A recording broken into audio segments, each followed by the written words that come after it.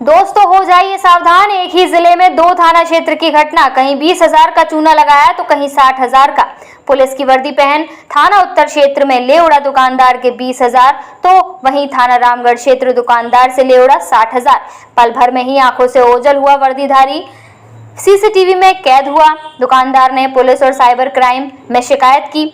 पूरा मामला थाना क्षेत्र आगरा गेट सरकारी बस स्टैंड के सामने का है, जहां दीपक गुप्ता नामक व्यक्ति अपनी साइकिल और जनसेवा केंद्र की दुकान संचालित करता है। आज सुबह करीब 11 बजे उसकी दुकान पर एक वर्दीधारी पहुंचा और बारकोड देकर बोला, इसमें 20,000 रुपए पेटीएम कर दो। दुकानदार ने पुलिस की वर्दी देख उससे पहले पैसे न लेकर उसके बारकोड पर 20,000 रुपए का पेटीएम कर दिया। थोड़ी देर बाद जब दुकानदार ने पैसे मांगे तो पुलिस की वर्दी पहने युवक बोला, मेरा एक मित्र आ रहा है, अभी दे रहा हूँ। उसके बाद दुकानदार अपने काम में लग गया और इसी बात का फायदा उठाकर वर्दी पहने युवक धीरे से खिसक गया और दुकानदार की आंखों से ओझल हो गया, गायब हो गया। दुकानदार ने आसपास पुलिस की वर्दी पहने युवक को ढूंढा, लेकिन वह नहीं मिला। अपने आप को ठगा सा साबित परेशान दुकानदार थाने पहुंचा और मौखिक जानकारी थाना उत्तर पुलिस को दी। उसके बाद कई ऑनलाइन शिकायत अन्य पोर्टलों पर भी की। दुकानदार का कहना, जो व्यक्ति पुलिस की वर्दी पहन कर आया था वह पास की दुकान और मेरी दुकान में लगे सीसीटीवी कैमरे में उसका चेहरा कैद हो गया है।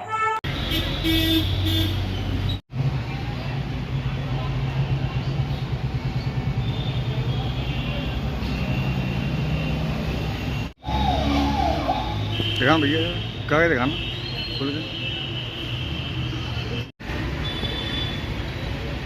इसने मेरे व्हाट्सएप पर बताया, इंस्पेक्टर साहब को बताया, नहीं यहाँ को हो नहीं हो तो बताया हो, तो वे कह रहे हैं दबिश में यहाँ कपड़े में लगाएंगे तो 8 दिन कपड़ा महसूस है। अरे सर, क्या नाम है आपका? राकेश कुमार। क्या आपकी दुकान? मेरी दुकान रेपरा रोड पे है, कैनरा बैंक के नीचे। मेरी राधे मनी ट्रांसफर के नाम से दुकान। क्या हुआ है आपके पास? मेरे पास 12 बजे के समथिंग एक पुलिस की वर्दी में सज्जन आए तो मेरे से बोले, मैं एसओजी टीम से हूँ और मेरे को ट्रांसफ़र कराना है, मेरे फ़ोन से ट्रांसफ़र हो नहीं रहा है। तो मैंने बोला, कितना पेमेंट कराना है? क्या कराना तो मेरे को काफ़ी है, क्योंकि थोड़ा बहुत ऐसा है ना, हम लोग जो भी दबिश डालते हैं तो हमारा पैसा आता है ना, तो हमारे सीनियरों को बंटता है। उन्होंने यही बोला था। तो मैं ठीक है, तो कितना डालना है? तो बोले कि करीब 1 लाख के करीब डालना है, मगर आप मेरे को थोड़ा सा 20-25 हज़ार रुपये डाल दीजिए। तो उन्होंने मेरे से 25 हज़ार रुपये पहले डलवा लिया। उसके बाद मैंने बोला, मैंने पेमेंट सर, तो मेरे से बोलेगा अभी वो ऐसा है, मेरे से हो नहीं रहा है, मैं अभी यहीं बैठा हूँ और मैं अभी आपको पैसे ट्रांसफ़र कर दे रहा हूँ, आपके फ़ोन में ट्रांसफ़र कर दूँगा, क्योंकि मेरे से हो नहीं रहा है, मेरे में वो लगा हुआ है, टाइमिंग लग गई है, तो अभी हो नहीं रहा है। मैं ठीक है सर। तो फिर मेरे से बोले कि ऐसा है भैया, थोड़ा सा पेमेंट और डालना है, एक 30 हज़ार की व्यवस्था और करो, मैं अभी फ़ोन कर दे रहा हूँ। तो मेरा लड़का आ रहा है साथी, तो वो अभी आपको यहाँ पे कैश दे जाएगा, तो 30 हज़ार और डाल दो। तो वो आधा घंटे बाद 30 हज़ार रुपये मैंने और डाल दिए उनके अकाउंट में।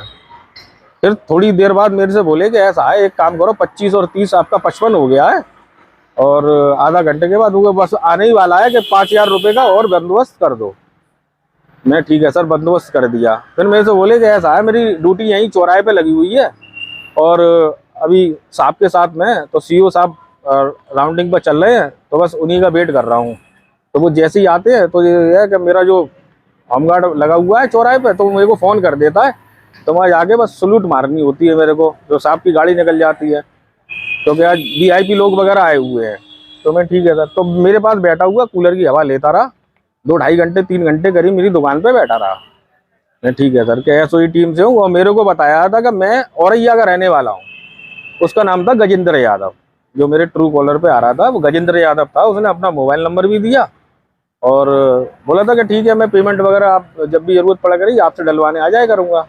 जब नहीं ठीक है सर, आपकी इच्छा है, मैंने भी कोई दिक्कत नहीं, मैंने काफ़ी दुकान है, मैंने फिरोजाबाद में कहीं भी डलवाओ। बोला ठीक है। तो मेरे से बोला कि मेरी गाड़ी आ गई है सर की और मैं अभी आ रहा हूँ, बस मैं सलूट मार दूँ।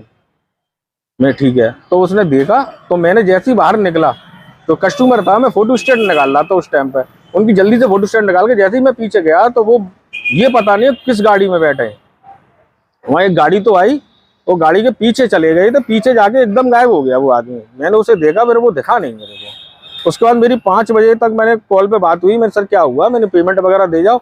अरे कि बस आ रहा हूँ, मेरी ड्यूटी खत्म होने वाली है। मैं चौराहे पे भी जाके मैं 2-3 पुलिस वालों से भी पूछ के आया। मैंने यहाँ गजेंद्र यादव, जिनका हाथ में लगी चोट लगी हुई है, बाजू में पट्टी लगी हुई है और गर्दन में वो हाथ लटकाए हुए हैं, तो मैंने वो आप आए थे, देखे थे सर आपने? कह रहे नहीं यहाँ पे कोई नहीं है। क्या मेरे को तो ये बता रहे थे यहाँ पे ये कौन सा थाना है? हाँ ये दक्षिण थाना जी, मंडी वाला। ये दक्षिण थाने का मैं एसओजी हूँ, टीम से हूँ। और यही सर 5 बजे तक मेरी बात होती रही है। फिर अपनी एक चौकी में मिलने वाले थे पुलिस वाले, मैंने उनको ये घटना की सूचना दी तो उन्होंने मेरे से उनका नंबर लेके जब उन्हें फ़ोन किया तो उन्होंने देखा यूपी पुलिस का, जब जैसे ही फ़ोन गया उसके फ़ोन पे तो उसने अपना फ़ोन स्विच ऑफ कर लिया। 5 बजे के बाद कोई बात नहीं हुई। क्या मानते हैं आप, मतलब कौन सा थाना क्षेत्र है आपका? और मेरा थाना उत्तर है। थाना उत्तर क्षेत्र में? हाँ, मेरा मकान है वो उत्तर थाने में आता है सर। जो आपका वो दक्षिण, ये आपका ये रामगढ़ थाने में सर। मैंने तहरीर भी दे रखी है। सीसीटीवी फुटेज वगैरह है? सीसीटीवी फुटेज में उसकी टांगे आ रही हैं कि सामने वाले भैया के यार सीसीटीवी लगा हुआ है, मेरा सीसीटीवी खराब है, तो मैंने सही कराने को दे दिया। इस चक्कर में क्या मानते हैं आप, एक पुलिस की वर्दी पहने हुए व्यक्ति द्वारा इस तरह? सर ये तो पुलिस को बदनाम करने की साजिश है सर जी। पुलिस को बदनाम कर रहे हैं और क्या है। आपने इसकी थाने में शिकायत?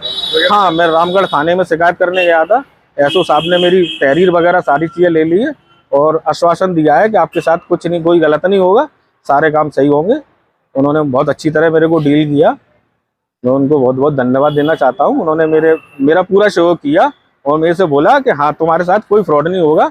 और इनकी तह तक भी पहुँच गए हैं। उन्हें ये भी पता है कि ये हाथरस के रहने वाला है, हाथरस ड्यूटी करता है ये पुलिस वाला, और ये अभी क्या नाम बर्खास्त कर दिया है वहाँ से ड्यूटी से। तो इस चक्कर में ये 420 काम कर रहा है। जानकारी कर ली? हाँ, उन्होंने जानकारी कर ली है। तो मेरे साथ में भी और लोग भी गए थे तो उन्होंने सारी चीजें बता रखी थी। ऐसे आपको जब खाकी पहन के लोग इस तरह का कृत्य करेंगे तो आम लोगों में किस तरह का मैसेज आएगा? सर आम लोगों में क्या है, अब तो ये कि कोई पूछेगा नहीं, फिर पुलिस वालों को पता है क्या है, कौन है पुलिस वाला है कौन है। ये तो आई कार्ड दिखा करेंगे भैया देख लो। और हो सकता है सर धोखे से सर पिट भी जाए पुलिस वाले, क्योंकि ऐसा अगर उल्टा सीधा काम करेंगे, क्योंकि वर्दी के अंदर जब पुलिस वाले ही ऐसा कर रहे हैं तो सर उसमें क्या है, तो आम जनता क्या करेगी सर?